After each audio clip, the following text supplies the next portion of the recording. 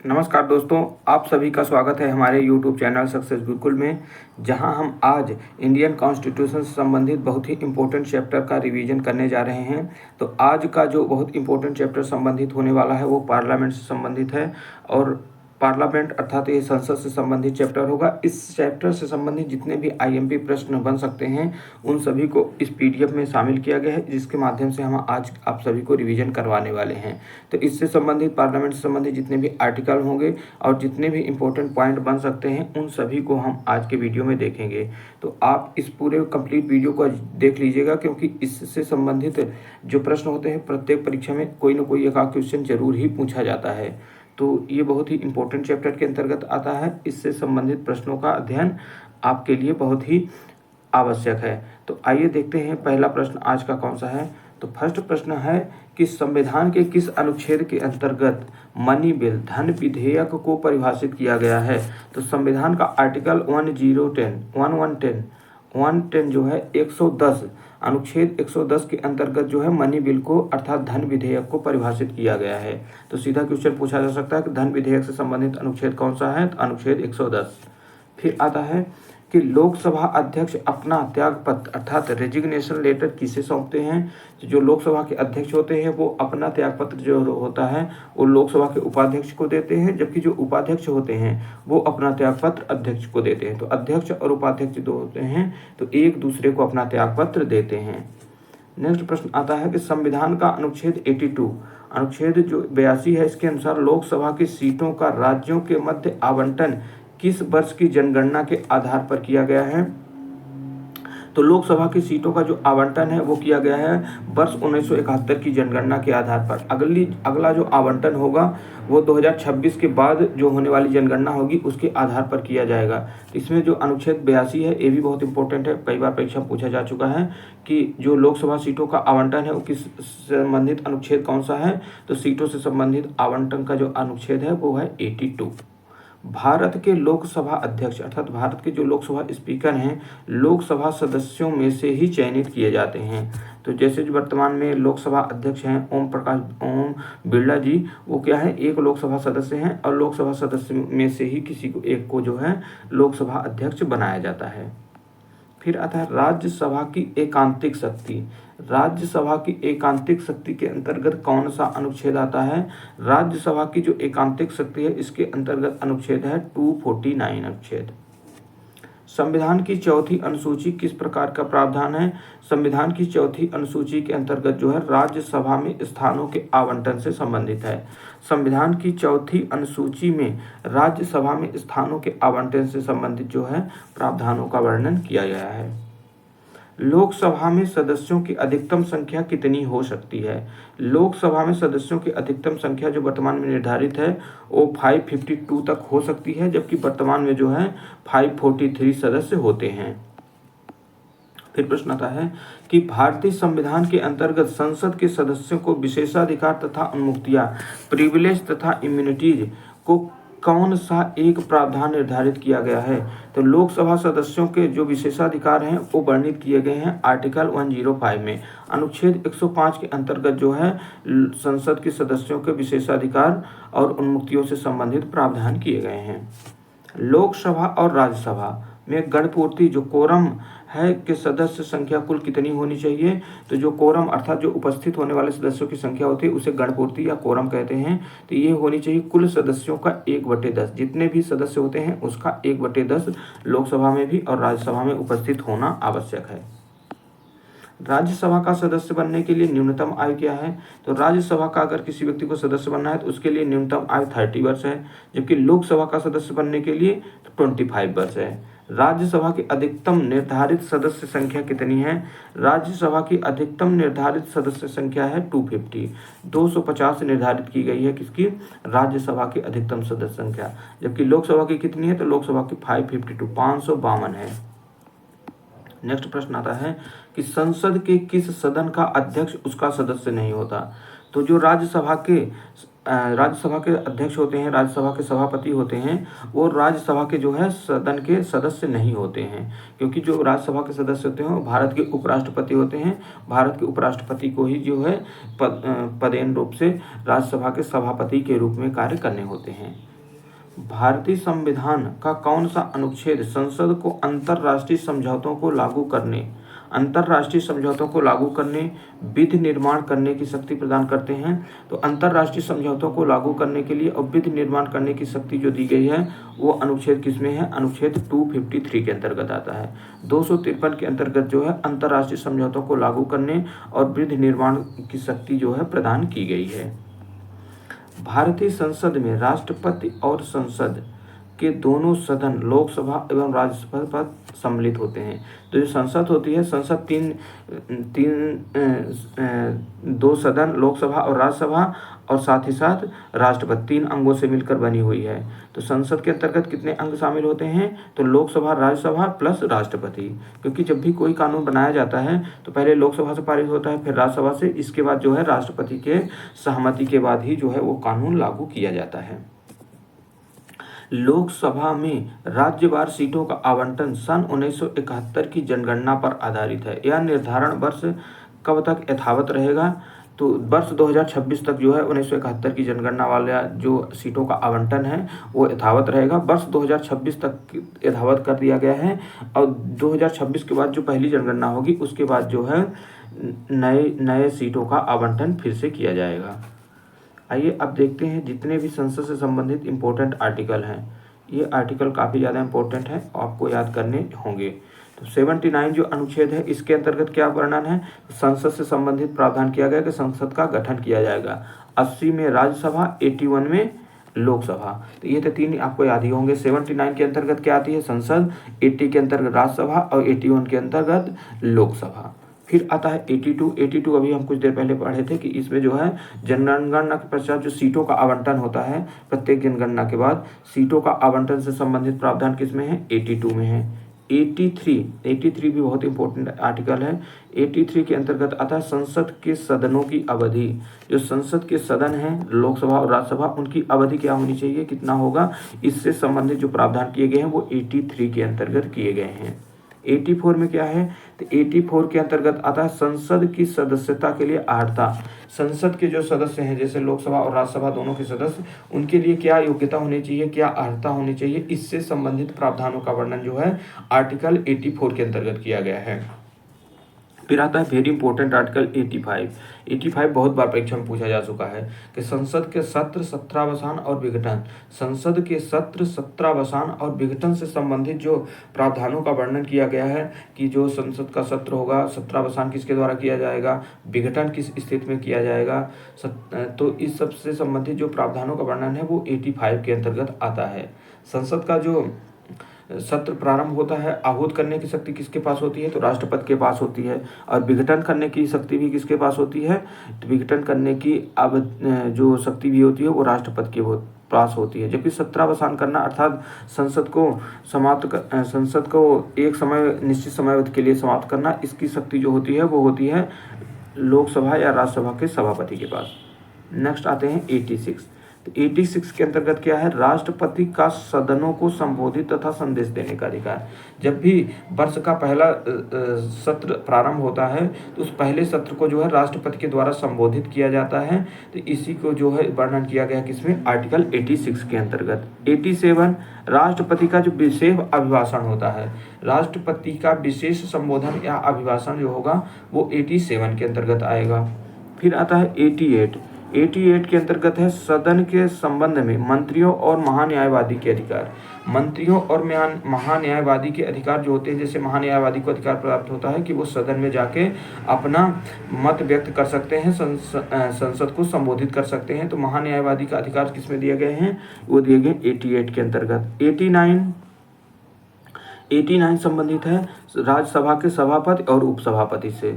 राज्यसभा के सभापति और उपसभापति से संबंधित होगा 89, और 90 जो संबंधित होगा वो होगा उपसभा के पद उपसभापति के पद रिक्ति, त्यागपत्र व पद से हटाया जाना। तो उपसभापति को पद से हटाया जाना और सभापति को पद से हटाए जाने से संबंधित प्रावधान किस में होंगे? 90 में होंगे।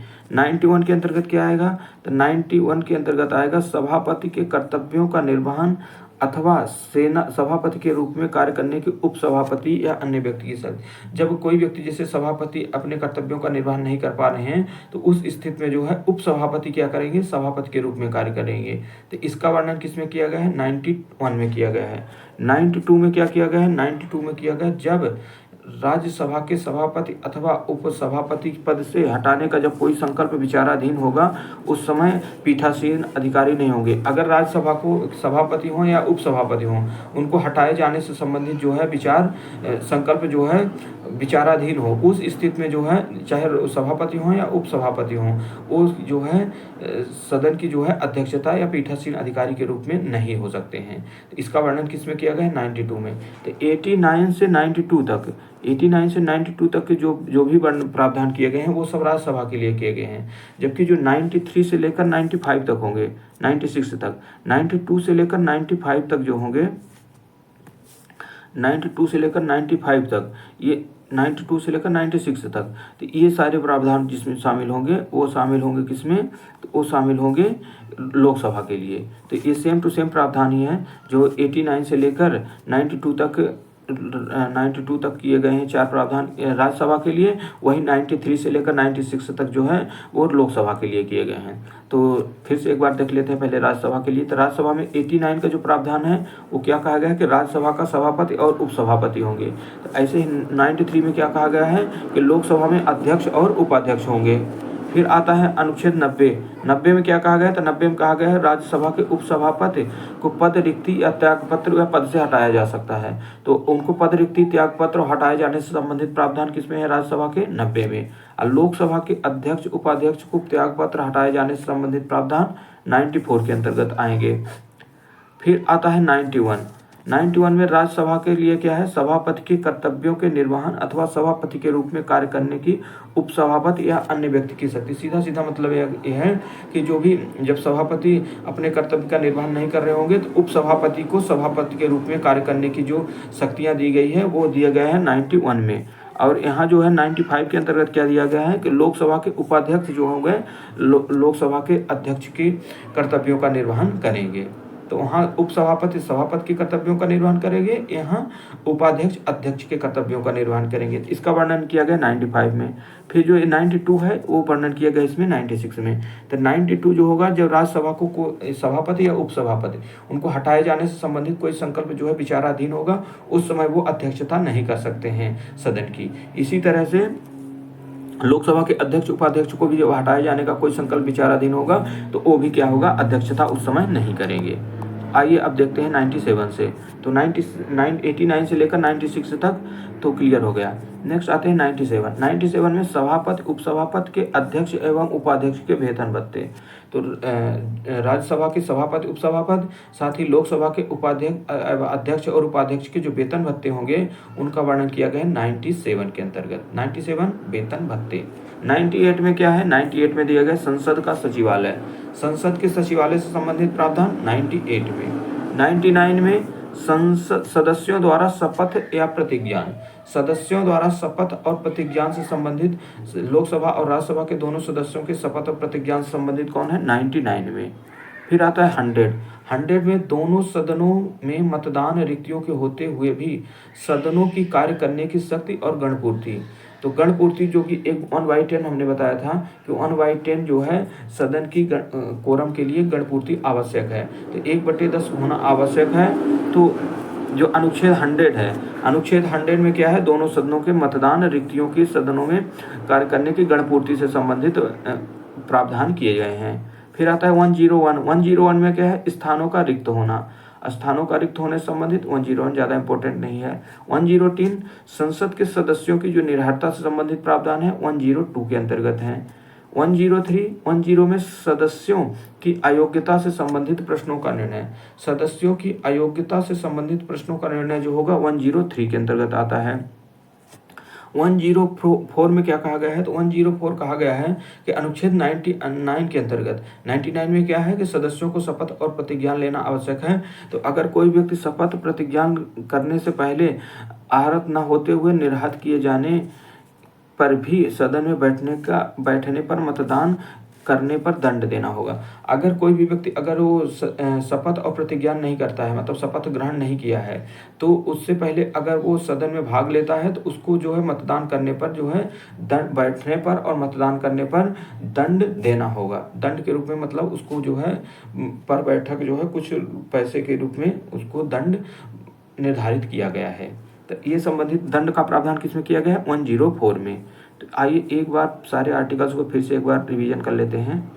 सभी आर्टिकल वेरी इंपॉर्टेंट है। 79 में संसद, 80 में राज्यसभा, 81 में लोकसभा, 82 में प्रत्येक जनगणना के पश्चात पुनः समायोजन अर्थात सीटों का आवंटन, 83 में संसद के सदनों की अवधि, 84 में संसद की सदस्यता के लिए अहर्ता, 85 में क्या आएगा, 85 में है संसद का सत्र, सत्रावसान और विघटन, 86 में राष्ट्रपति के सदनों को संबोधित करने और संदेश देने का अधिकार किसको है, राष्ट्रपति को।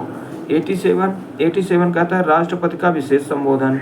88 सदनों के संबंध में मंत्रियों महान्यायवादी के अधिकार। 89 राज्यसभा का सभापति और उपसभापति होंगे। अनुच्छेद 90 राज्यसभा के उपसभापति के पद से रिक्ति, त्यागपत्र तथा हटाए जाने संबंधित प्रावधान। 91 में जब सभापति अपने कर्तव्यों का निर्वहन नहीं करेंगे तो उस समय उपसभापति की जो है कार्य करने की शक्ति होगी। 92 में जब सभापति उपसभापति पर जो है संकल्प विचाराधीन होगा उस समय वो अध्यक्षता नहीं कर पाएंगे। 93 पे क्या कहता है, 93 में लोकसभा के अध्यक्ष उपाध्यक्ष। 94 में लोकसभा के अध्यक्ष उपाध्यक्ष को हटाए जाने, त्यागपत्र और पद से हटाए जाने संबंधित प्रावधान। 95 लोकसभा उपाध्यक्ष अथवा किसी अन्य व्यक्ति का लोकसभा अध्यक्ष एवं कर्तव्यों के निर्वहन की शक्ति है। 96 में जब लोकसभा अध्यक्ष अथवा उपाध्यक्ष को पद से हटाने का संकल्प विचाराधीन हो वो पीठासीन नहीं होंगे। फिर आता है 97 में जो है सभापति उपसभापति का अध्यक्ष व उपाध्यक्ष के वेतन भत्ते। 98 में संसद का सचिवालय। 99 में सदनों द्वारा शपथ या प्रतिज्ञान से संबंधित प्रावधान। 100 में क्या है, तो 100 में दोनों सदनों में मतदान रिक्तियों के होते हुए भी सदनों की कार्य करने एवं गणपूर्ति से संबंधित है। 101 में स्थानों का रिक्त होना। 102 है जो संसद के सदस्यों की निर्हरता से संबंधित है। 103 जो है सदस्यों की अयोग्यता से संबंधित प्रश्नों पर निर्णय। सदस्यों की अयोग्यता से संबंधित प्रश्नों का जो निर्णय होगा वो लेंगे किसमें, लोकसभा में लोकसभा अध्यक्ष और राज्यसभा में राज्यसभा के सभापति। नेक्स्ट आता है 104 अनुच्छेद 99 के तहत शपथ प्रतिज्ञान नहीं लेने वाले को दंडित किया जाएगा। तो ये सभी प्रावधान किससे संबंधित हो गए, संसद से संबंधित जितने भी इम्पोर्टेंट प्रावधान किए गए हैं उन सभी से संबंधित अनुच्छेद हो जाते हैं। अब आइए देखते हैं अगले प्रश्नों की ओर। लोकसभा के सदस्य संख्या 525 से बढ़कर 545 हो गई है। 525 से बढ़कर 545 किस संविधान संशोधन द्वारा किया गया, तो 31वें संविधान संशोधन के द्वारा जो लोकसभा की सीट 525 थी उसे बढ़ाकर 545 कर दिया गया।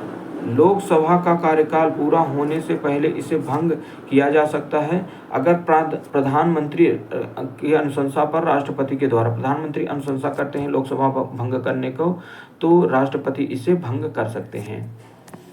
किस राज्य में लोकसभा की अनुसूचित जनजातियों शेड्यूल ट्राइब की सर्वाधिक सीटें आरक्षित हैं, तो सबसे ज़्यादा शेड्यूल ट्राइब जो है वो मध्य प्रदेश में है। तो सबसे ज़्यादा जो शेड्यूल ट्राइब के लिए सीटें आरक्षित होंगी वो मध्य प्रदेश में कुल कितनी, 6 सीटें आरक्षित हैं। लोकसभा का कार्यकाल आपातकाल की घोषणा के दौरान एक बार में 1 वर्ष तक के लिए बढ़ाया जा सकता है। जब भी आपातकाल की घोषणा होती है तो एक बार में जो है 1 वर्ष तक के लिए लोकसभा का कार्यकाल बढ़ाया जा सकता है। लोकसभा में 2 आंग्ल भारतीयों एंग्लो इंडियन सदस्य कौन मनोनीत कर सकता है, तो पहले ये प्रावधान था, वर्तमान में इसको प्रावधान को हटा दिया जा चुका है। वर्तमान में इस प्रावधान को 104वें संविधान संशोधन द्वारा हटाया गया है। तो भारत के राष्ट्रपति जो थे पहले 2 आंग्ल भारतीयों को जो है मनोनीत कर सकते थे। लोकसभा चुनाव में निर्वाचित होने वाले किसी व्यक्ति की न्यूनतम आयु कितनी होनी चाहिए? तो लोकसभा का सदस्य निर्वाचित होने के लिए किसी व्यक्ति को 25 वर्ष की आयु पूर्ण होनी चाहिए, जबकि राज्यसभा के लिए 30 वर्ष। लोकसभा की वर्तमान सदस्य संख्या कितनी है? लोकसभा की वर्तमान सदस्य संख्या 545। लोकसभा व राज्यसभा के सर्वाधिक प्रतिनिधि रिप्रेजेंटेटिव भारत के किस राज्य में आते हैं? उत्तर प्रदेश से जो है सबसे ज़्यादा लोकसभा और राज्यसभा के प्रतिनिधि चुने जाते हैं। उत्तर प्रदेश के पश्चात लोकसभा में सर्वाधिक सीटें किस राज्य में हैं? उत्तर प्रदेश के बाद उत्तर प्रदेश में लगभग सबसे ज़्यादा 75 सीटें हैं। इसके बाद जो है सबसे ज़्यादा सीटें 48 सीटें कहाँ हैं? महाराष्ट्र में हैं। तो सबसे ज़्यादा उत्तर प्रदेश में और दूसरी सबसे ज़्यादा लोकसभा सीट महाराष्ट्र में। राज्यसभा एक स्थायी सदन है क्योंकि इसे विघटित या समाप्त नहीं किया जा सकता। राज्यसभा जो है यह सतत रूप से चलने वाला स्थायी सदन है। क्षेत्रफल की दृष्टि से सबसे बड़ा लोकसभा निर्वाचक क्षेत्र कौन सा है? तो क्षेत्रफल की दृष्टि से सबसे बड़ा निर्वाचक क्षेत्र है लद्दाख।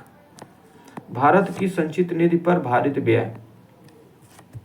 भारत की संचित निधि पर जो भारित व्यय होता है वो राष्ट्रपति के वेतन भत्ते उनसे संबंधित अन्य व्यय। राष्ट्रपति के वेतन भत्ते उनसे संबंधित अन्य व्यय जो होगा वो संचित निधि में होगा। राज्यसभा के सभापति, उपसभापति, लोकसभा के अध्यक्ष, उपाध्यक्ष, राज्यसभा से उपाध्यक्ष, अध्यक्ष, उपाध्यक्ष, लोकसभा के अध्यक्ष, उपाध्यक्ष, इनके वेतन भत्ते भी कहाँ होंगे? संचित निधि में होंगे। संचित निधि उसमें जिसमें जो है इसमें पैसे निकालने के लिए संसद में मतदान नहीं होता है। फिर नेक्स्ट आता है ऐसे ऋण या भार जिनका दायित्व भारत सरकार पर है। उच्च न्यायालय के न्यायाधीशों के वेतन भत्ते, पेंशन, उच्च न्यायाधीशों के पेंशन, तो जो उच्चतम न्यायालय के न्यायाधीशों के वेतन भत्ते पेंशन होंगे और साथ में उच्च न्यायालय के न्यायाधीशों के पेंशन से संबंधित जो पेंशन होगा ये सभी किसमें होंगे? संचित निधि में भारित होंगे। इसके अलावा भारत के CAG जो नियंत्रक एवं महालेखा परीक्षक हैं उनके वेतन भत्ते, पेंशन, ऐसे अन्य व्यय जो संविधान अथवा संसद द्वारा निर्मित किसी विधि द्वारा इस संबंध में भारित घोषित किया जाए। संसद द्वारा कानून बनाकर कोई व्यय जो है इसमें जो है इसके संबंध में भारित घोषित किया जाएगा, वो भी किसमें शामिल किया जाएगा? वो शामिल किया जाएगा संसद की संचित निधि में। तो आइए अब नेक्स्ट प्रश्न देखते हैं। नेक्स्ट प्रश्न है कि परिसीमन के पश्चात उत्तर प्रदेश में मतदाताओं की संख्या की दृष्टि से सबसे बड़ा लोकसभा क्षेत्र कौन सा है?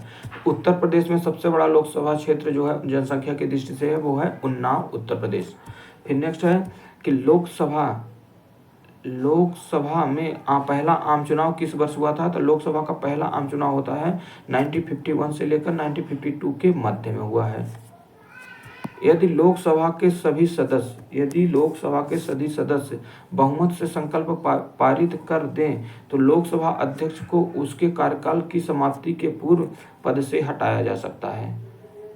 एक वर्ष में लोकसभा के कम से कम कितने सत्र बुलाए जाते हैं? तो एक वर्ष में लोकसभा के कम से कम 2 सत्र बुलाए जाने आवश्यक है। कम से कम 6 महीने के अंदर एक सत्र जो है बुलाया जाना आवश्यक ही होता है। लोकसभा में बिहार 40 सीटों को आवंटित किन 2 राज्यों को आवंटित सीटों के योग के बराबर है? तो बिहार में कुल 40 लोकसभा सीटें आवंटित हैं, तो 40 सीट बराबर करने के लिए जो है मध्य प्रदेश की 29 सीट और छत्तीसगढ़ की 11 सीट, मध्य प्रदेश की 29 और छत्तीसगढ़ की 11 सीट अगर जोड़ देंगे तो इनके जो है बराबर हो जाएगी, 40 सीटों के बराबर है। राज्यसभा के सदस्य का कार्यकाल कितने वर्ष का होता है? राज्यसभा के सदस्य का कार्यकाल होता है कुल 6 वर्ष का, जबकि लोकसभा के सदस्यों का कार्यकाल, विधानसभा के सदस्यों का कार्यकाल 5 वर्ष का। प्रोटेम स्पीकर की नियुक्ति राष्ट्रपति द्वारा की जाती है तथा उसका कर्तव्य नवनिर्वाचित लोकसभा सदस्यों को शपथ दिलाना। तो एक प्रोटेम स्पीकर की नियुक्ति जो है राष्ट्रपति के द्वारा की जाती है, जिनका कार्य होता है लोकसभा में जितने भी सदस्य चुनकर आए हैं उन सभी को शपथ दिलाना। लोकसभा अध्यक्ष अर्थात स्पीकर अपना निर्णायक मत कास्टिंग वोट का प्रयोग कब कर सकते हैं? अगर किसी विधेयक प्रस्ताव में पक्ष विपक्ष मत बराबर हो जाएं। मत बराबर होने की स्थिति में जो है लोकसभा अध्यक्ष अपना निर्णायक मत का प्रयोग कर सकते हैं। लोकसभा के प्रथम अध्यक्ष कौन थे? लोकसभा के प्रथम अध्यक्ष थे JB मावलंकर। लोक लेखा समिति नियंत्रक महालेखा परीक्षक की रिपोर्ट की जांच करती है। लोक लेखा समिति जो है वो CAG की रिपोर्ट की जांच करती है, उस पर अंतिम रिपोर्ट तैयार करके संसद के पटल पर रखती है। प्रकलन समिति का कार्यकाल कितना होता है? तो प्रकलन समिति का कार्यकाल होता है 1 वर्ष के लिए। राज्यसभा के सदस्य किसके द्वारा चुने जाते हैं? राज्यसभा के सदस्य चुने जाते हैं राज्य की विधानसभाओं के द्वारा। राज्यों की विधानसभाओं के द्वारा जो है राज्यसभा के सदस्य चुने जाते हैं। विशेषाधिकार समिति में दोनों सदनों के कुल कितने सदस्य होते हैं? विशेषाधिकार समिति में 25 सदस्य होते हैं, जिसमें 15 लोकसभा से और 10 राज्यसभा से सदस्य चुने जाते हैं। संसद में सरकारी विधेयक मंत्री द्वारा, जबकि गैर सरकारी विधेयक जो होता है वो मंत्री के अध्यक्ष किसी भी अतिरिक्त सदस्य, किसी भी अन्य सांसद के द्वारा जो है वो प्रस्तुत किया जा सकता है। तो दोस्तों अभी संसद से संबंधित और भी प्रश्न जो हैं वो हमारे पास हैं, तो इसको हम एक अन्य वीडियो में इंक्लूड कर देंगे। तो आज के वीडियो को हम इतना ही रखते हैं क्योंकि वीडियो फिर ज़्यादा बड़ा हो जाएगा। तो आज के वीडियो को यहीं पर समाप्त करते हैं। आप सभी को हमारे YouTube चैनल से जुड़ने के लिए बहुत बहुत धन्यवाद। आप लगातार ऐसे ही YouTube से जुड़े रहें और अपनी तैयारी को रिवीजन करते रहें। तो आप सभी को जुड़ने के लिए बहुत बहुत धन्यवाद। जय